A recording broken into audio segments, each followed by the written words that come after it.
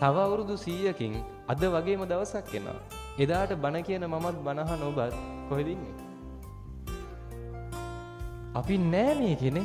එදාට අපි කවුරුවත් මෙතන නෑ. එක්කෝ එදාට ඔබත් මමත් මේකේ පස් ගොඩක් වෙලා ඉඳි.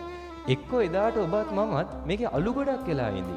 මැරිලා ගියන් පස්සේ ওই ජීවත් වෙලා ඉන්න කාලේ අපි රණ්ඩු වෙනවා, ඔට්ටු වෙනවා, දේවල් තමන්ගේ කරගන්න දුක් වෙනවා, ඉඩම් ටික පරිස්සම් කරගන්න රණ්ඩු වෙනවා, රණ්ඩු වෙවි කියනවා මේ ඉඩම පරිස්සම් කරගන්න මහන්සි වෙන්නේ මම වෙනුවෙන් මගේ ඊළඟ පරම්පරාවට.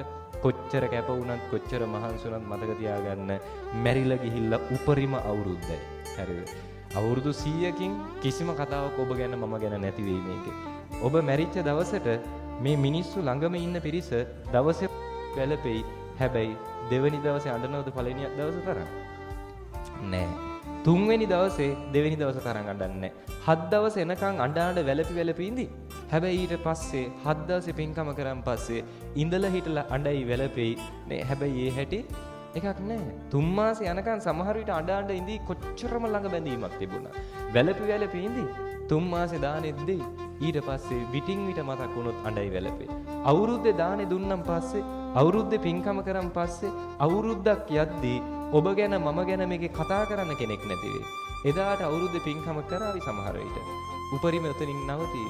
එදායින් පස්සේ මතක තියාගන්න ඔබ මැරිලා අවුරුද්දකින් පස්සේ උපරිම ගෙදර කබඩ් එක උඩ ෆොටෝ එකක් විදිහට ඔබ ඉඳීවි. ඒ පින්තූරයට මල් මාලයක් තියේවි. ඒ මල් මාලේ පර වෙලා යන දවස වෙනකන් තියේවි. ඔය පින්තූරයට වදින දූවිලි ටිකක් පිහදාන්න කෙනෙක් නැහැ. මේ ජීවිත කාලේ මිනිස් වෙනුවෙන් රණ්ඩු වෙච්ච ඔබට, ජීවිත කාලේ තමන්ගේ කරගන්න දේවල් පොදි බැඳගත් ඔබට ඔබේ පින්තූරේ දූවිලි ටික යවන්න කෙනෙක් නැහැ. එදාට පින්තූරේ මකුළු දැල් ටික කඩන්න කෙනෙක් නැහැ. හරිද? ටිකක් කල් යනකම් අවුරුද්දක් දෙකක් යනකම් ওই පින්තූරේ බිත්තියේ තියෙනකම් තියේවි. ඒ පින්තූරේ කුඩු වෙච්ච දවසට ඕක ගෙදරින් අයින් කරනවා. ඒ පින්තූරේ කුඩු වෙච්ච දවසට ආයි පින්තූරයක් ගෙනෙයිද? නෑ. එතනින් ඉවරයි. ඔබ ගැන මම ගැන මේකේ කතා කරන්න කෙනෙක් නෑ.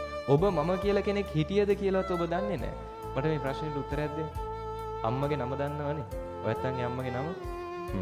ඒ අම්මගේ නම දන්නවද? ඒ කියන්නේ ආච්චි. ආච්චිගේ නම දන්නවද? තමන්ගේ ආච්චිගේ නම දන්නවද?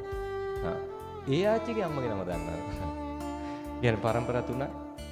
අම්මගේ නම සමහර විට අපි බහුතරයක් දන්නවා. ඒ අම්මගේ ආච්චිගේ නම සමහර පිරිසක් දන්නවා.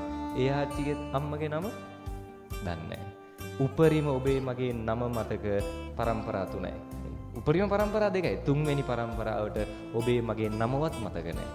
ඇයි එහෙනම් අපි මේකේ රණ්ඩු වෙන්නේ? ඇයි අපි මේකේ ඔට්ටු වෙන්නේ? මොනව පරිස්සම් කරගන්නද? දැන් මැරිලා ගියොත් අපිට මේව දාලා යන්න වෙනවා. පැහැදිලිද?